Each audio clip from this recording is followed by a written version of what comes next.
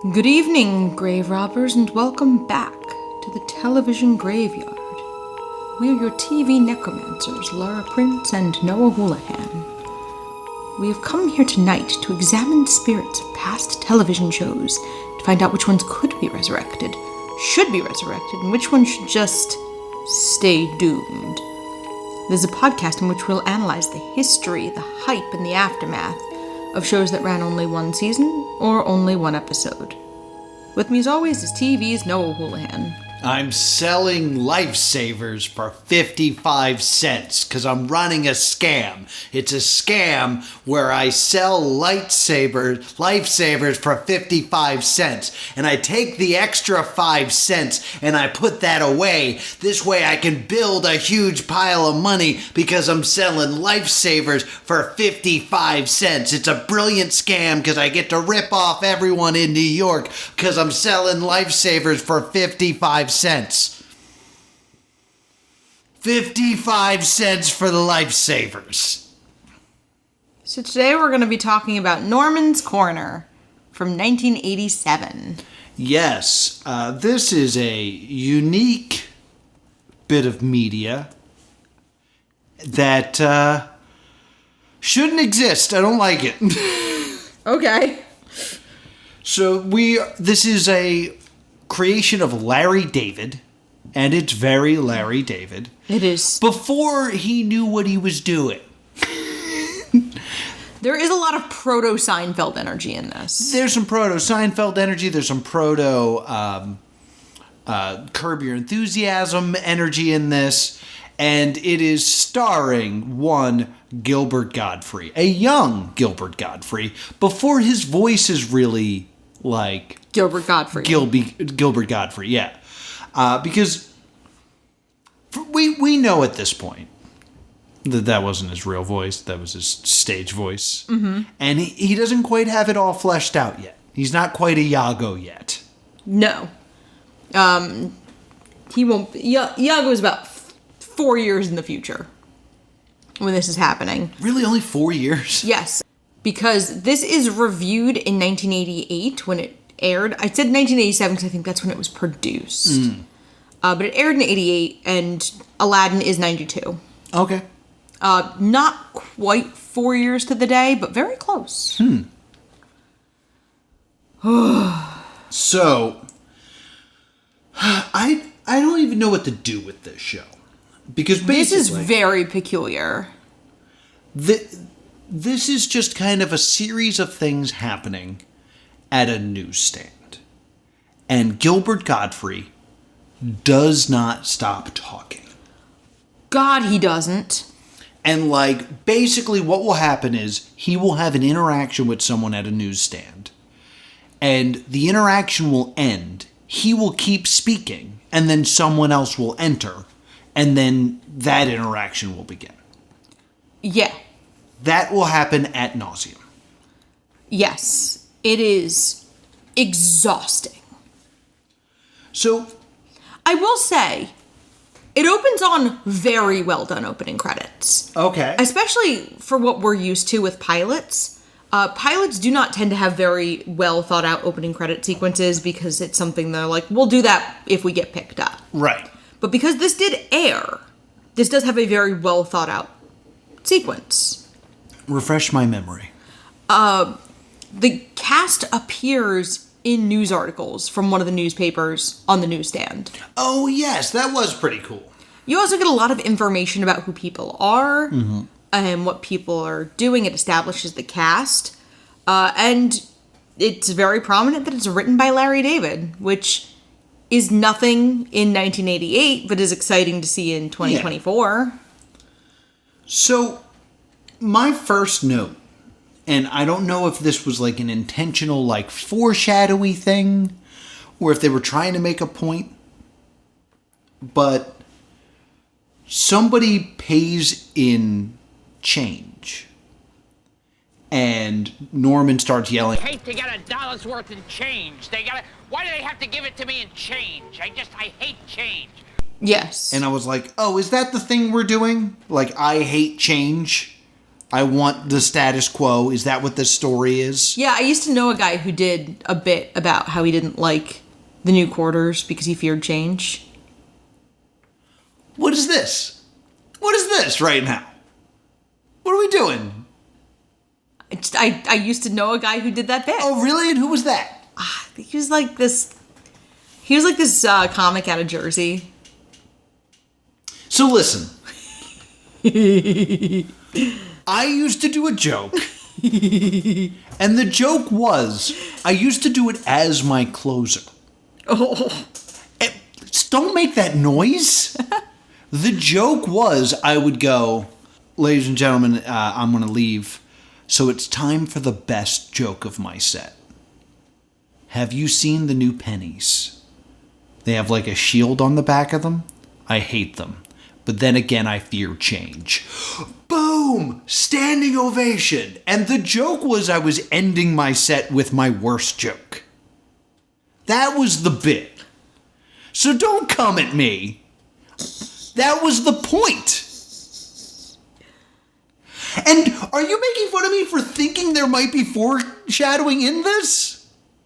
No. That wasn't criticism. That was just me being like, is this what the theme of this is going to be? It just reminded me of your joke, and we don't have a lot to talk about because this episode's weird. I'm desperately grasping for content, much like this episode. All right. Acceptable. So we learn little things about Norman. We learn that his brothers are dead. I don't know why that's important, but it comes up.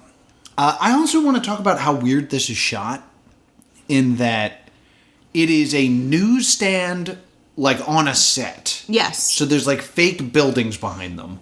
But yet they still choose to rotate the camera so we're seeing from Norman's perspective, which means we're looking out into the street, which means they do bad green screen. And, like, really bad green screen. And there's no need. Like, just shoot it like a sitcom. There's no need to really look at the street. And everything looks very clean and very weird. Yeah, there's not a shot that uses the green screen that's worth the hassle. The other odd thing about how this is filmed is it's filmed in HD. Yeah, you mentioned that, and that's so odd. It's all over the credits, too. I mean, it was in widescreen. Yeah. So, there you go. I guess they thought this was going to be on the big screen. I mean, I don't know. Like, I don't know why it was like that. Yeah, I mean, like, there weren't televisions that could properly air this yet. No. So, God, I don't even know how to, like, go about this. So, I found this show so difficult to follow. I mean, I'll just go through the notes that I have. Okay. If you want. We have our one, like, kind of plot point, which is one of his friends is dating a Japanese woman. Yes. And he asks Norman to go with him because she has a friend, so it can be a double date. Yeah. And Norman doesn't like doing anything. So he, like, kind of whines, and he eventually says, Look, I'm supposed to see them again tonight. You want to come? Okay, let's make a definite plan. If I'm there, I'm there, and if not, then I'm not. Mr. Commitment. Okay, Yes, I'll be yes. right back. Yeah, and he also says some, like, fairly racist things. yeah. Of course, I do so well with Japanese women. I do incredible. I mean, I tell them I hate Truman, and they rip their clothes off. I don't understand that joke. I believe it's because Truman was president when they dropped the bombs in Japan. Oh. Fun. Yeah, it was Truman. I was double second guessing myself. Yeah. So I looked it up. Yes, it was Harry Truman. So, and that joke is the equivalent to, I always, like, think about the time in relationship to each other, especially, like, the older I get and the more I can kind of, like, think about it. Right.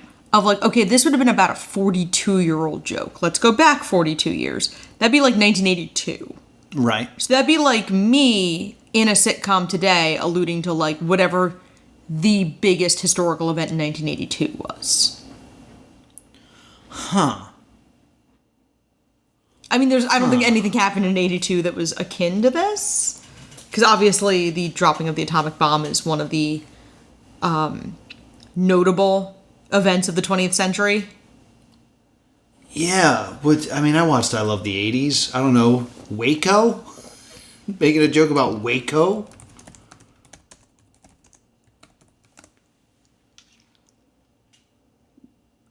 It'd be like if I made comments about, like, the drugs and the Tylenol.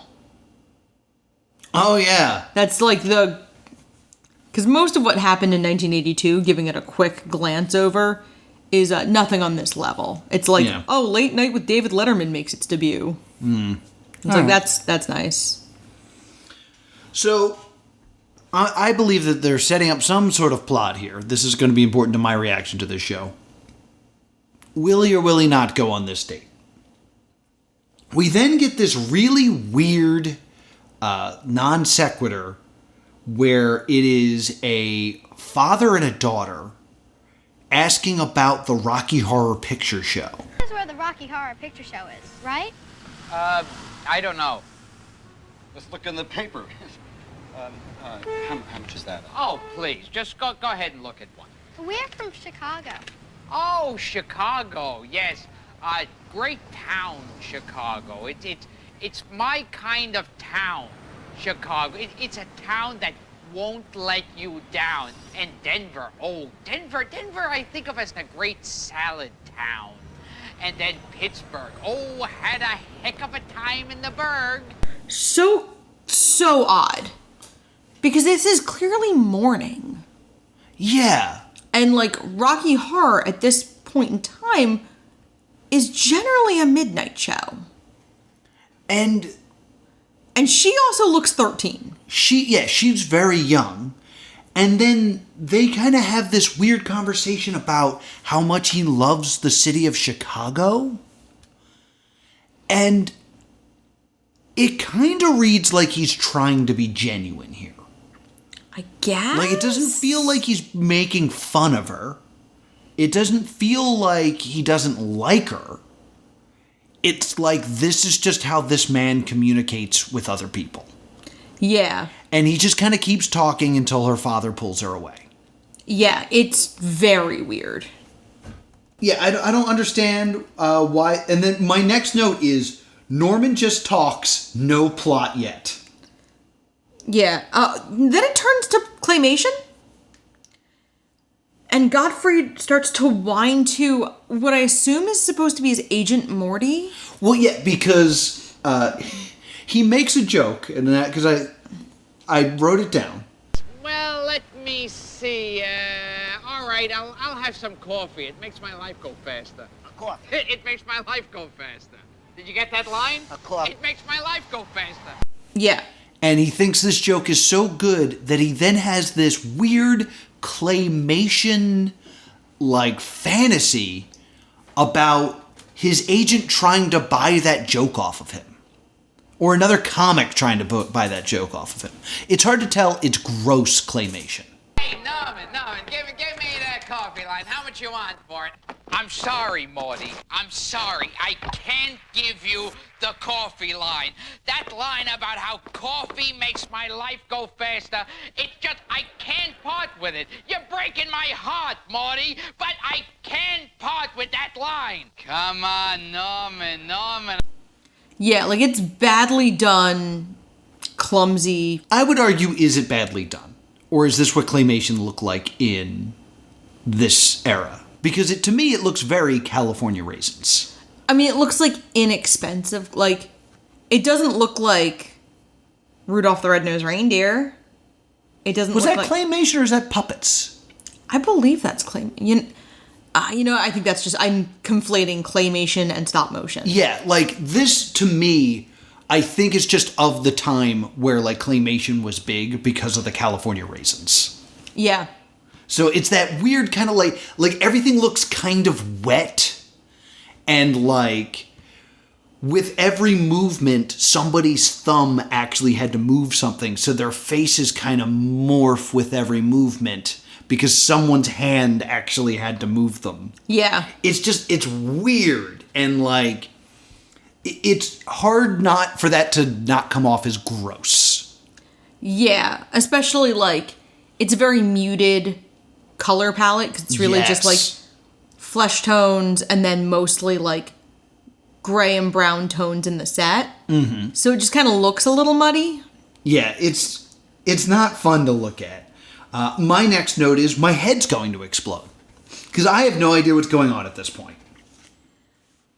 Yeah, Morty keeps offering to pay Norman money for the line, "Coffee makes my life go faster," and then Norman complains, and then we're back to the stand, and I feel like it's supposed to be a fantasy sequence. Yeah, it's like this weird fantasy daydream sequence, because I guess there wouldn't always be a customer, but he doesn't shut up, so we had to find a way to keep him talking. There's also some sort of plot point that a girl that used to come to the stand was this girl, Gail, who's now a successful model. So in our next scene, Norman's talking to the magazine she's on. So it's another like weird dream sequence. And she's kind of like digging on him. Like, it's flirtatious, but it's also not real, and it's a conversation with a magazine. You know, Gail, I wanted to apologize about last night, but I felt the need to be alone. That's all right, Norman. I did some sculpting. Can you stop by tonight, please? There's this through line. I understand that you missed it because everything's talking so fast. Is all these people being like, did you hear about Gail? She's on the magazines now. She's real stuck up. Like, there's this feeling of like, there's this girl who has made it, and thus they all hate her. Yeah, okay. So, because he talks to these two women, and then he talks to the magazine, and then again another fantasy sequence. And this is a weird fantasy sequence, because then, like, he goes to her, she talks him into going to her apartment after he gives a lecture on wine tasting. Yeah. And then when he gets there, she's like, I have to go, my brother was in a car accident. Yeah, this is such a weird dream sequence. But, like, the other dream sequence was him being a comedian and then, like, his agent trying to pay him out for a line and he didn't want to give it up. Yeah, I don't understand any of this. And then some guy walks in and starts doing stand-up. If I'm not in bed by 11, I go home. He's just a friend. I'm standing on Broadway. I found a guy's hand in my pocket. I said, what do you want? He said, I want a match. I said, why don't you ask for it? Yeah, I don't talk to strangers. Fellow walks into a psychiatrist. He says, nobody talks to me. He says, next. I solved a parking problem. I bought a parked car. Well, to me, the idea is that, like, this guy is so broken that even in his fantasy sequences, things don't go right. Maybe? That was what I got from it. Okay. That's just what I got. I mean, it's nice that you got something from it, because my next note is plot, please, exclamation point, exclamation point. And then she comes up to him. Yeah, Gail then actually shows, like, oh, it's so confusing that we're trying our best here, but people talk about Gail. Then he has a fantasy talking to a magazine that Gail's in. Then he has a fantasy where he's actually with Gail. And then Gail actually shows up. Yeah. And she seems perfectly nice. And then Norman just talks about kites for a while. Yeah, they have a nice little chat about kites. And, Norman just babbles. Yeah, Norman babbles like he has been doing. But, like, Gail does those things where she, like, looks off and, like, looks to the side and giggles to herself. Like, all the things you do when you're around someone that you're a little shy with because you have a crush on them. Beautiful day, isn't it? Oh, yeah, it's a beautiful day. It's a good kite flying day. It's a beautiful day to go to the park and fly a kite and hold hands and fly a kite and then, like, run around and get hit in the face with a Frisbee. Can I have a chapstick? Cherry, please? Yeah, cherry flavored. Yeah, that's I eat about 5 of these a day. Yeah, okay. And it's not a fantasy. This is actually happening. Yeah, like this is the part that's in real life. So it's like, oh, does he actually have a shot with Gail? And then, like, after she leaves, we will not see her again. No. Like, the hot dog guy will walk by and be like, huh, Gail was just here. She didn't even say hi. She's stuck up now. It's like, wait. Why is everyone weird? Because then, like, he goes and takes his lunch break. And it becomes immediately another fantasy sequence. Yes, he leaves someone else in charge. I think the hot dog guy.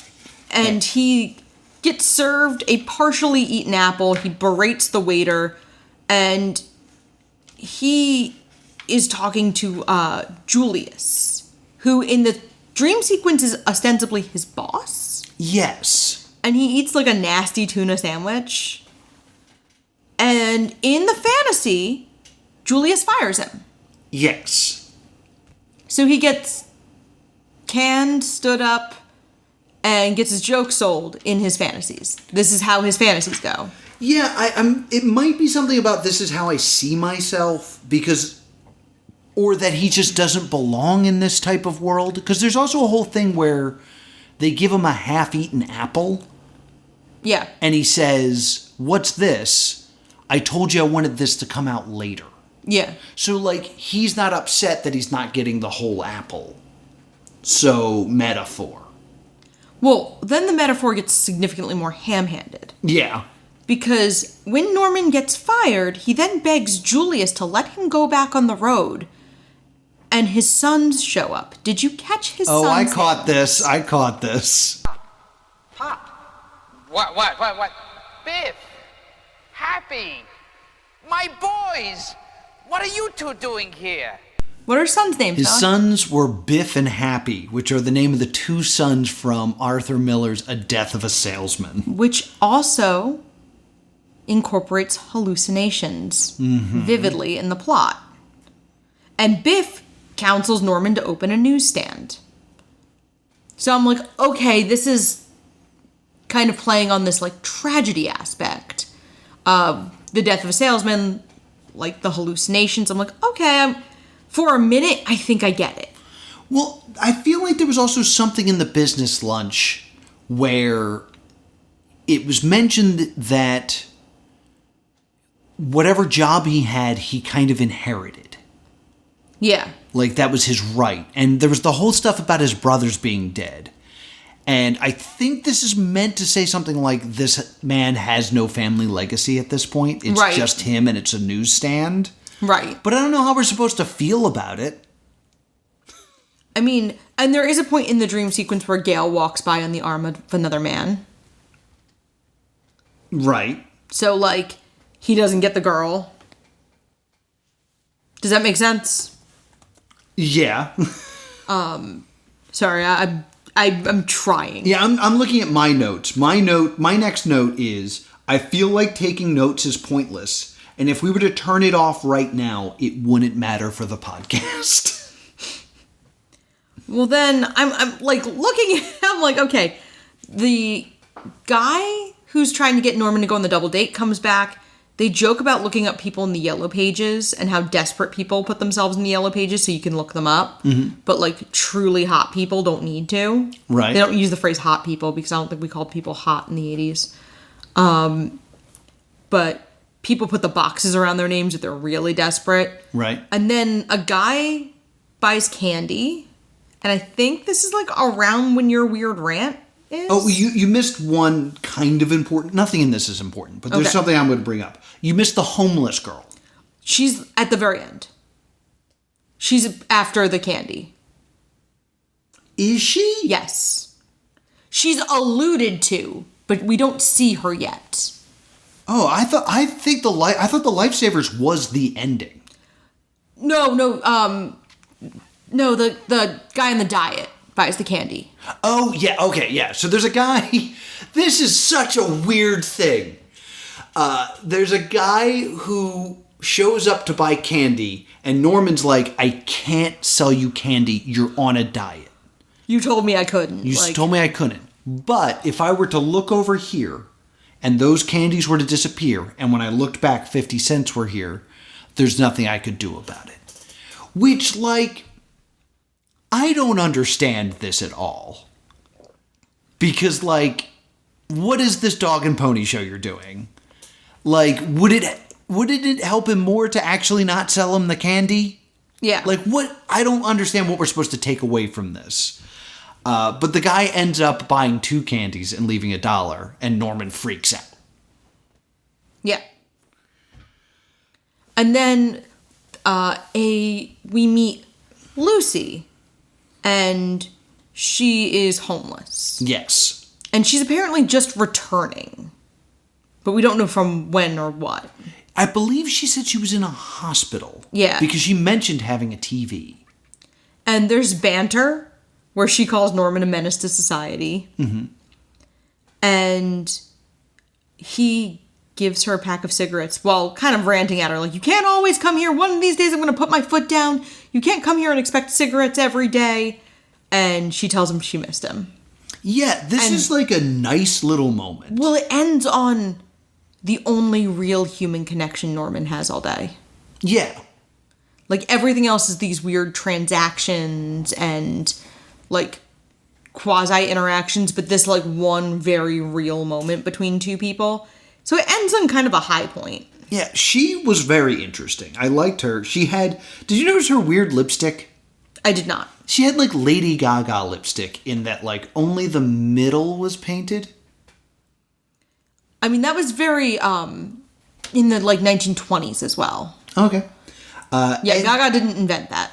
And as, like, a very, like, nice little moment that I thought really told a nice little story. I'm really grasping for something good about this show. Yeah. Is when you see her walk away, she checks the payphone to see if there's any change left in the phone. Oh. And, like, that's, like, a nice little character bit of, like, she's homeless and she needs money, so she might as well check. Yeah. And I was like, oh, okay, all right. So, like, for a moment, I'm like, I could see more of this character and like this. Yeah. Then we get the friend from the beginning coming back, begging Norman to go with him on the date. Yeah. And explains to Norman that he has to come. The other girl doesn't speak English. And Norman's like, oh, that's perfect for me. She doesn't... I can just explain everything to her. That's perfect. I'll be there. And I was like, okay, thank God. We're finally getting to the plot. What is going to happen on this... Oh, the credits. Yeah. Oh. Yep. Well, this fever dream is over. Yeah. This aired as part, like, do you remember when we watched The Action Family? How that was part of a greater series that aired in Cinemax? That was Yes. Essentially, like, attempting to dig around for pilots. This aired as one of those. Okay. And the LA Times gave it an extremely favorable review. Why? I don't know. Like, Featuring cameos by Henny Youngman, Arnold Stang, and others, taped with a high-def TV system, a sitcom first, that gives it a bright look, and meandering into claymation and filmed fantasies that sometimes slow things down a little too much, Norman's Corner is very different and very funny. it's not very funny, first off. Secondly, I guess at the time, there's a lot of innovative things going on. Yeah, I mean, we're at, like, the advent of cable TV and, like, that late 80s, early 90s heyday. So I guess, like, I could totally see, like, in a way, it's kind of like, ready for this one? This is the Piranha 3D of the 80s, in that, like, it's not great, but it's the first 3D movie. So you're like, wow, it was like there was a piranha right here. Yeah, I could see that. I think there's also this, like, this kind of comedy. Like, we're looking at it as this isn't very good, but we can go watch... This is a crappy rough draft of Seinfeld. Like, you can see, like, it centers on one guy, and, like, it seems like he might be a comedian based on the dream sequence with the agent. Right. So my thought was, like, okay, is this, like, a proto-Seinfeld? And it doesn't work. But I could kind of see the Seinfeld, like, early DNA in it. It's an interesting choice to be like, the gimmick is Norman never stops talking. Because all that means is you are never giving your audience a break. Oof. And this show does not. And like, a break in a comedy is a laugh. Yeah. Like, the way that comedy is structured is you build tension, and then the laugh is the release. Without giving the audience time to laugh, there is no time for us to release anything or really comprehend or reflect upon anything. No. And by giving so much of the show no value, like the girl talking about Rocky Horror. She does not come back. Like, yeah, that has no value in the rest of this. You could remove this and it would still pretty much be the same show. By telling your audience early, like, hey, these characters are going to show up and be pointless, I don't have the urge to then invest in any new character that reaches out. Like, anyone else that shows up, it's like, well, what's the point of this? This was rough. And I have to ask, is this Waiting for Godot? I mean, my only evidence that it might be is the Death of a Salesman aspect of, like, if I tried hard enough, could I find classical drama references in all of these? Like, were some of them, like, were some of these just kind of lost on me because I haven't been, studying my American drama? Or your 1982 culture?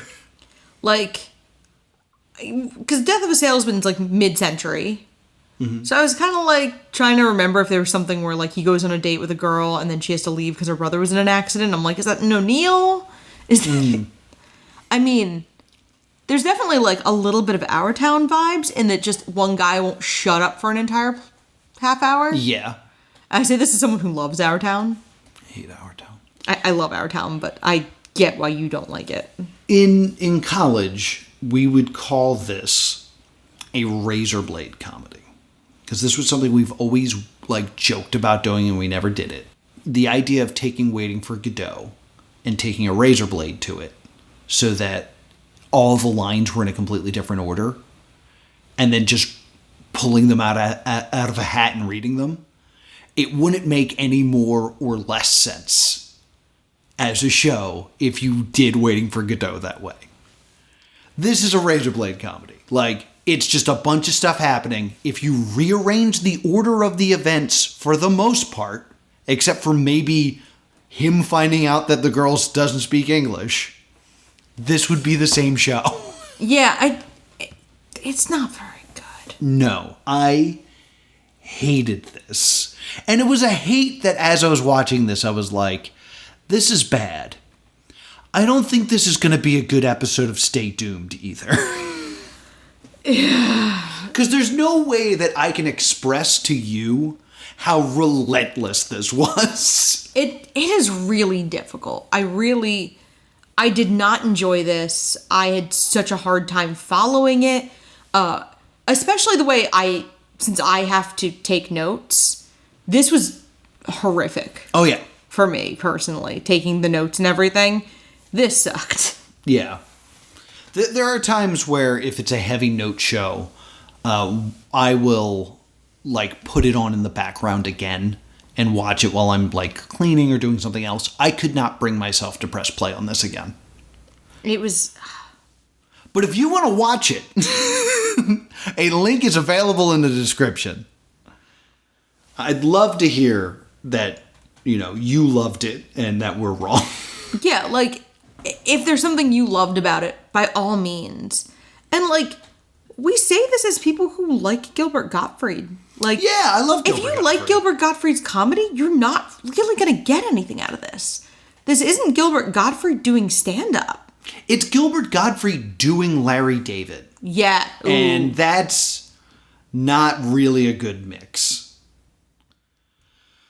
To stay doomed from me, what's your verdict? Oh, it's a very much a stay doomed for me. Especially when you think about the outcome being if this show took off, we wouldn't have Seinfeld. Mm-hmm. I thought it was very interesting because allegedly, when Larry David was pitching Seinfeld, someone went, "Oh, did you write that piece of crap with Gilbert Gottfried in it?" So, like, this show did go poorly. So I think that's going to wrap things up here. But I do want to say this. I haven't had a chance to bring this up until now. A lot of good feedback on last week's episode. Was there? There's a lot of comments because we also did one of those pause games where I said pause right now and tell me what you think they're seeing. Mark Fanboy X says, my guess is a hot chick, which was the misdirect. Nancy B says, my guess is something Star Wars related, which it was Boba Fett. Mark Fanboy X also says, on a side note, as a total nerd myself, this show sounds horrible. We also got a comment from Kidney saying, never thought I would see more Eltingville Club content on YouTube. And we got some notes that the books were way better. It is a classic underground comic, cross-hatching. The pilot was just bad. Just too in-jokey for general audiences. Which is kind of the vibe I got from what I saw of the book when I was doing research. That the book was not the same animal. Yes. And Mr. Outside says, I remember in high school my jaw dropping when they mentioned Star Blazer's wave motion gun in a trivia off. Looking forward to listening to this as dog walking fodder. So, What kind of dog? To Mr. Outside, we say hello to your dog. What kind of dog? We'd like more information about your dog. Dog, dog, dog. So, that killed a couple minutes. Thank you so much for your comments. That's going to do it. I don't have much else to say about Norman's Corner. Back to the corner with you. We don't want anything to do with you. What are we doing next week? Because we actually did decide what we're doing next week. We are doing Scorch. Yes! It's got a puppet. It's got a puppet. It's about a dragon. It's 6 episodes long. And I believe we actually promised Scorch before. Did we? I think there was actually an episode where we're doing Scorch, and then we came back and we're like, it turns out Scorch wasn't a pilot. It had 6 episodes. So we didn't have time. We did something else. I think Scorch is 6 episodes, but we're only going to be doing the 3 that are available. Yes, because 3 of them are unaired, and to my knowledge, unable to be found. Yes. Lost media. So maybe this will be yet another thing that we'll say is lost media and then will magically appear through the influence of Stay Doomed. Yeah. Yeah. I'm going to end up in another Blame It on George video. In any case, thank you so much for listening.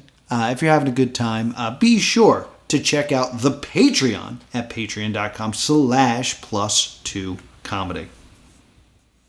Where can people find us? You can email us at thestaydoomedshow@gmail.com or on Facebook and Twitter at Stay Doomed. And if you want to talk to me about anything else, just anything else besides Norman's Corner, I'm at +2comedy on Twitter. Honestly, don't talk to me. I need a few minutes of quiet. Yes. But if you're looking for me, I'm at Priorities. Until next time, stay doomed. Oh, and also shout outs to Amusing Moose for being a super cool patron. Yeah. Yeah, hi. you're super cool. Yeah.